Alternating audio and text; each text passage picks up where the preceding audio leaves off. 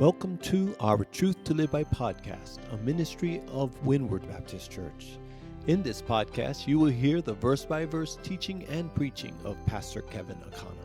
You can learn more about our church from our website at windwardbaptist.org. John 18. We looked at the arrest, we looked at the attack, and we looked at abandon. Now we'll see accusations and answers. And then we'll complete this chapter. Verse 28. So we know that Jesus was brought before Annas, who was not the official high priest, but as I mentioned earlier, he really was the one that had the power and authority, even though he technically wasn't the high priest, because he had Caiaphas become the high priest, who was his son-in-law.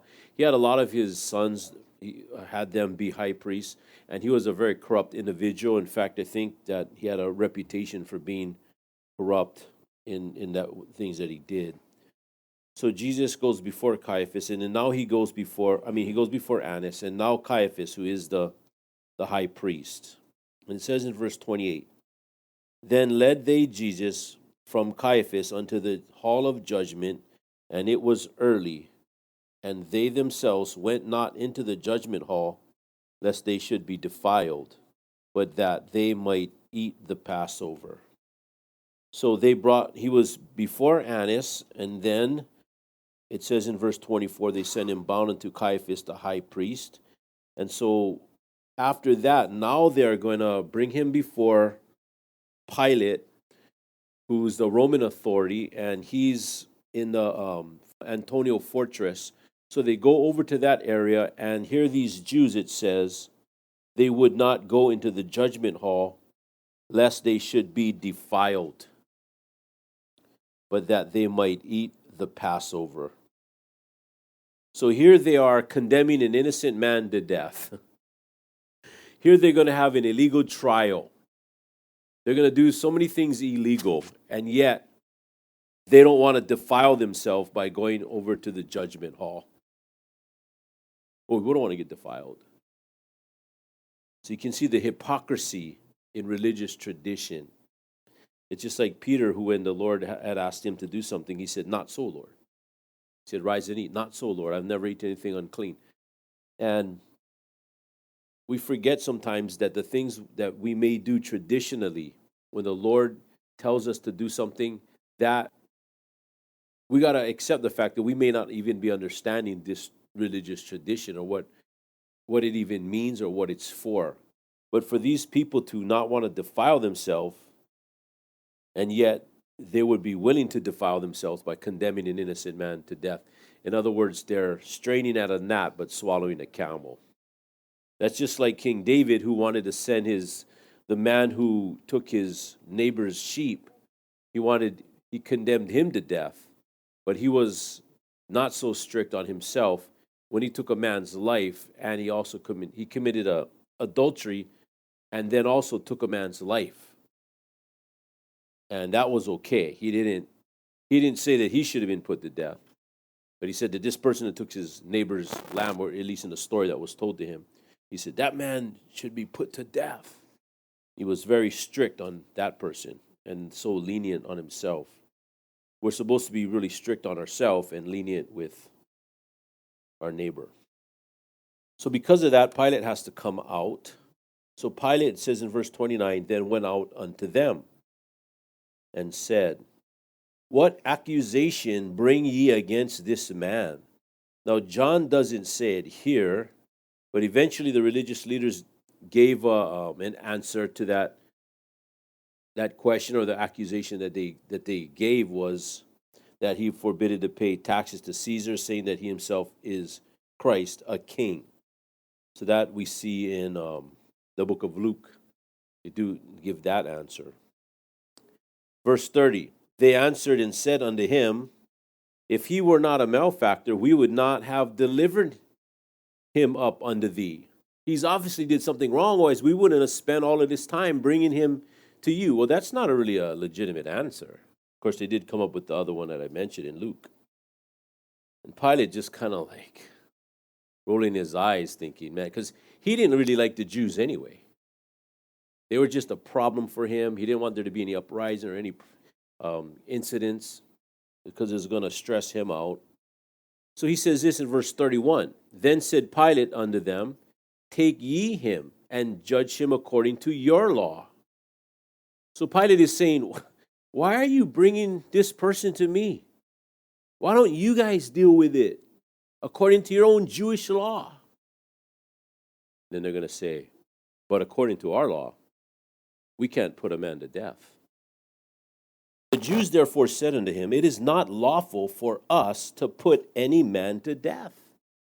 If you remember, we talked about this, that years ago there was an incident that happened. There was a riot that broke out, and there were some things that were happening, and the riot broke out because I think they were trying to put someone to death, and this person didn't want, this group didn't want him to be put to death or something, and a riot had broken out.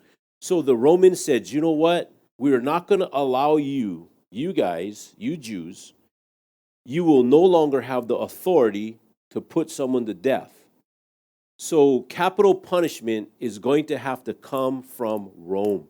You guys don't have that authority to do that. And when Rome made that law, it upset the Jews greatly.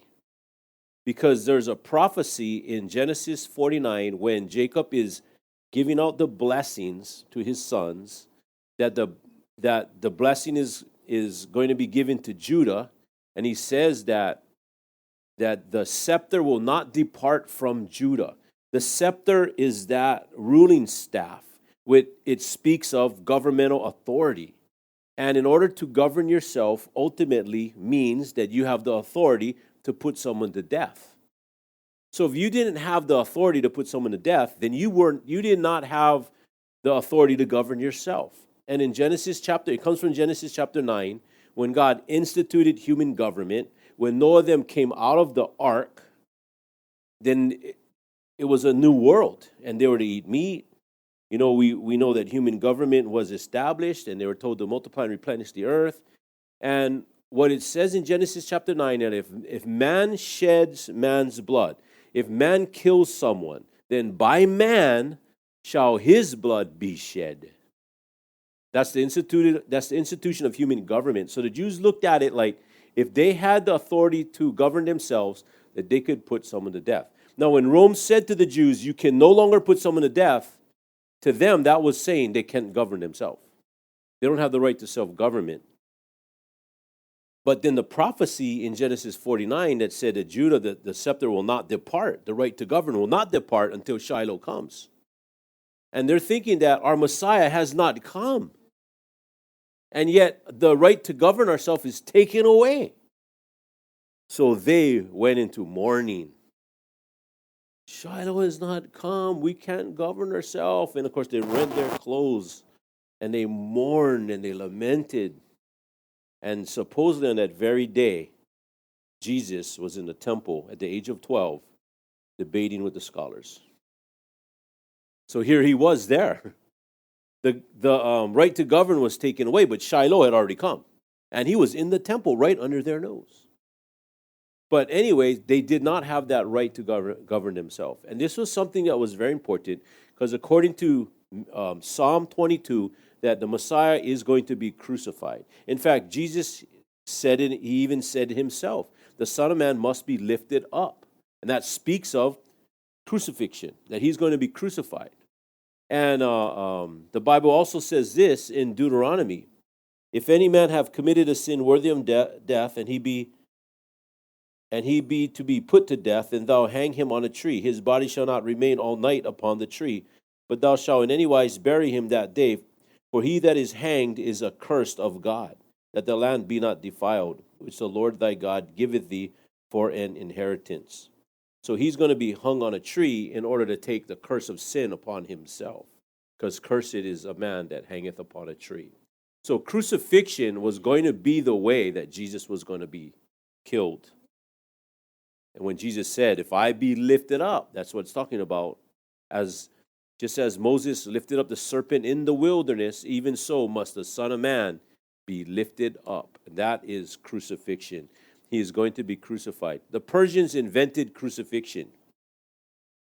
And it was one of the worst ways to die because people would they would stay alive for a long period of time. Sometimes even to the point where they would die because of the birds of prey would be picking flesh off of their bodies, and it would eventually cause them to get infections and die. But the Romans perfected it, or I don't know if that's a good way to describe crucifixion, but they made it into the worst. It was used in order when someone would see a crucifixion, they would know that I don't ever want to have that happen to me. So because of that, they wouldn't do the things that those people did that got them on the cross. So it was a way to cause people to deter or to make sure people don't do those particular crimes that would get you on the cross. So the Romans invented it. It was such an excruciating way to die. They say it was the worst possible way to die, next to probably being burned to death or drowning to death. And so it was such a horrific way to die that they made a law that no Roman citizen could ever, no matter what he did, could never be crucified. That is why Apostle Paul was not crucified. You see all the other apostles, they were, but not Apostle Paul. He was decapitated. He was not crucified because he was a Roman citizen. So, because the Jews did not have the authority to put someone to death, it tells you right there that Jesus would be crucified because that was the way the Romans put someone to death. But the Jews, when they put someone to death, it was by the means of stoning. And that is not how Jesus was going to die. So when that happened in Israel, when the Romans took away their right to carry out capital punishment, that means that Jesus would not have been stoned to death, but that he was going to be crucified. And because he's taking the curse of sin upon himself, which is what happens when someone is hung on a tree, or even Judas was hung, he hung himself on a tree. So he took his own curse. Jesus hung on a tree for us. He took our curse. So Pilate is saying, why don't you just deal with him? And he says, it's not lawful for us to put this man to death. And Pilate's thinking, put him to death? Like, what has he done that's that bad? Verse 32, then the saying of Jesus might be fulfilled, which he spake, signifying what death he should die. Then Pilate entered into the judgment hall and called Jesus and said unto him, art thou the king of the Jews? He's asking him a question. Are you the king of the Jews? So we see the accusation that they're bringing against Jesus, and really, Jesus did not do anything worthy of death. In fact, Pilate is going to say, I find no fault in him. What did Jesus do? He died for our sin. He did not commit any sin himself, but he died for us. Answers. So Pilate asked Jesus a question, art thou the king of the Jews? And Jesus answered him, saying, I also wanted to say, you might think to yourself, in fact, before I go on, I just remembered, why is it that Stephen was stoned to death if the Jews could not carry out capital punishment? Well, the truth is they did, but they did it against Rome. But you see, when it came to Stephen, it wasn't something where Stephen had the popularity of Jesus. And they know, that the Jewish authorities know, that if they had put Jesus to death, then the Roman authorities are going to know that this is something that they were involved with, because already when the Roman soldiers went out there to arrest Jesus, they're already involved.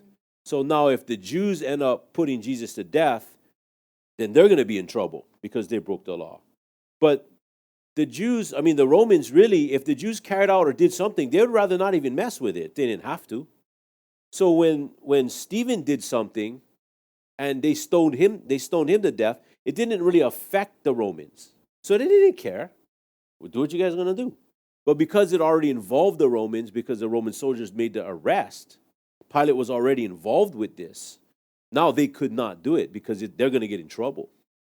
And Rome's going to come after them if they carry out capital punishment. See, the Jews already tried to kill Jesus on a number of times by stoning him to death. In fact, even in his own hometown, they're going to throw him off the cliff. So they're just hypocrites. It wasn't that they cared so much about keeping the law. It's just that they didn't want to get in trouble. So that's why they weren't going to carry out the capital punishment. They needed Rome to give them the authority. Okay, verse 34. Jesus answered him, saying, thou this thyself, or did others tell it me? Jesus is saying to Pilate, the question you're asking, are you asking it for yourself? Or are you asking it on behalf of the Jewish leadership? Because if you're asking if I'm trying to be a king and rival to Caesar, no. The answer would be no. But if you're asking me if I am a king, that I came here to be the king, of the Jews, then the answer would be yes. So who are you asking this on? Do you really want to know this? Or are you just saying this? Are you just wanting... Sometimes when people ask a question, you don't know if they really want to know the answer or if they're just wanting to debate. Or if they're asking the question based upon what someone else needs to know, or are they really searching for truth themselves? So Jesus asks him, are you asking this of yourself, or did others tell it you? Pilate answered, am I a Jew? Am I a Jew? Thine own nation and the chief priests have delivered thee into me. What hast thou done? Jesus answered, my kingdom is not of this world. If my kingdom were of this world, then would my servants fight, that I should not be delivered to the Jews. But now is my kingdom not from hence. He's saying, Pilate said, am I a Jew? Thine own nation and the chief priests. He says, they say my nation. My nation is of heaven. If my kingdom were of this world, then my servants would fight, that I should not be delivered to the Jews. But now is my kingdom not from hence. Pilate therefore said unto him, art thou a king then? Jesus answered, thou sayest that I am a king. To this end was I born, and for this cause came I into the world, that I should bear witness unto the truth. Every one that is of the truth heareth my voice. Like he said before, my sheep hear my voice. They know me, and they follow me, and I give unto them eternal life, and they shall never perish. Pilate saith unto him, and he asked this question, what is truth? He asks a good question, but he doesn't hang around long enough to hear it. There are some times that people ask a good question, but they don't seem to want to hear the answer. He asks, what is truth? Jesus said already that I am the way, the truth, and the life. No man cometh unto the Father but by me. And when he had said this, he went out again unto the Jews. So he asked the question, but he just left. And he saith unto them, I find in him no fault at all. It wasn't that he was saying, this man is not worthy of death. But he's saying that I don't even find any fault in him at all. That he's not done anything. See, Pilate, he saw insurrectionists. He saw those that were murderers. He saw those that were thieves. He saw those that led in uprisings, and Jesus did not look like any of those. He did not fit the description. So he's saying, I find no fault in him at all. So now he's thinking, well, you know what? He's going to try and get Jesus out of this predicament by saying something that it's kind of unclear where this comes from. It's hard to research this, where this tradition or law came from, but it says, or this custom, verse 39, but ye have a custom, that I should release unto you one at the Passover. So at the Passover, I guess there was a custom or a tradition that came into play at some point where they would release a prisoner on the Passover. So Pilate's thinking, well, all I got to do is just get them to release Jesus and then done with it. And if you remember when Caiaphas had made that prophecy that one should die, so you already know that they had that already in their background, knowing that one person is going to die for the sins of the nation, knowing that this trial is already going to be slanted. It's already going to be. Plus, this is what God is doing. And they're just pawns in his hand. But ye have a custom that I should release unto you one at the Passover. Will ye therefore that I release unto you the King of the Jews? Then cried they all again, saying, Not this man, but Barabbas. So even when he tried that angle, well, you have a custom that we can release a prisoner. Why don't we release Jesus? And they said, Not this man, not Jesus. Supposedly Barabbas' name was Jesus, or Yeshua. Yeshua, Barabbas. And Jesus' name, and the Barabbas means the son of a father. And Jesus is Yeshua, because that's, if you convert the name in the Old Testament, it's Yeshua or Joshua, right? Old Testament. And that's the same name as Jesus in the Greek. So his name was Yeshua, who was the son of God the Father. So here you have son of a father, Jesus Christ, and you have Barabbas, the son of a father. Jesus, the son of a father, and Jesus Christ, the son of his heavenly Father. And so they said, Release unto us Barabbas, this man, this Jesus, this Yeshua, Barabbas, the son of a father. And so he's going to get released. Can you imagine if you were Barabbas? Like what? Talk about substitution. That center cross was for, you had the three crosses. Now here you have this guy Barabbas, who was accused of being a thief, he was accused of being a murderer, and he's accused of being an insurrectionist. And this was somebody that was going to be put to death. And then those were people that were with him, the two thieves on the cross. So the center cross was for Barabbas, and then you had the two thieves, one on the right and one on the left. But when they were there, they noticed that, hey, where'd our bars go? Jesus was on the cross. He took his place.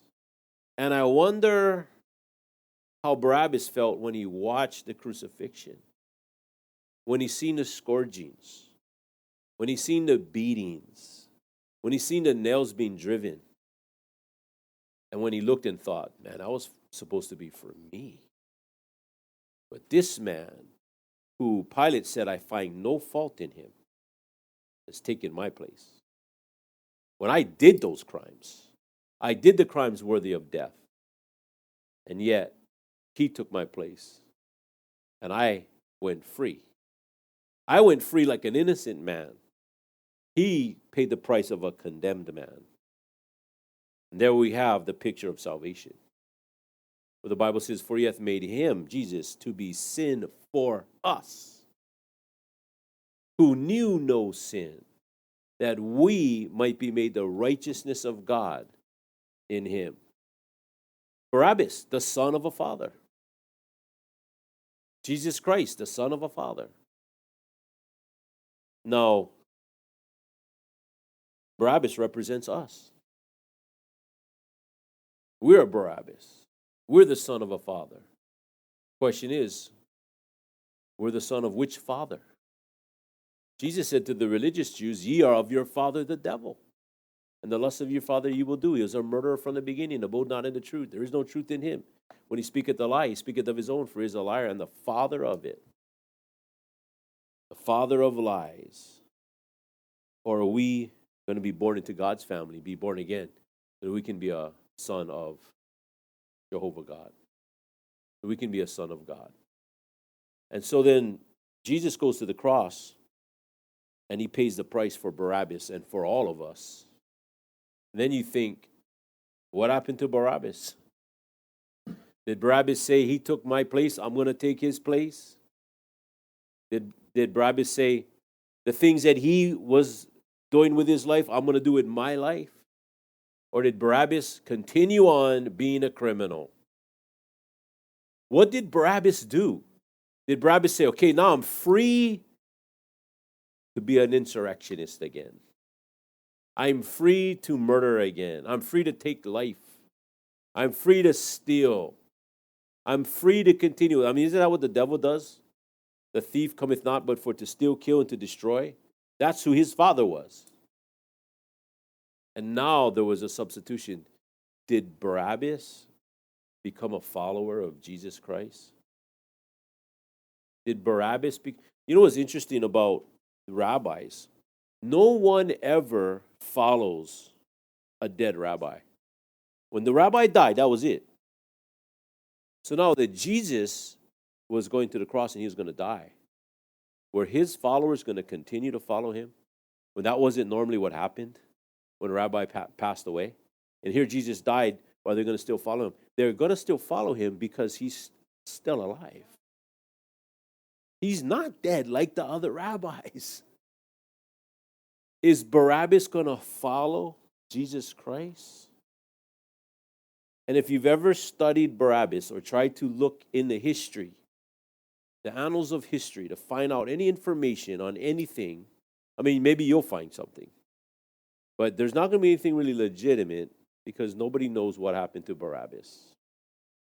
Because Barabbas pictures us.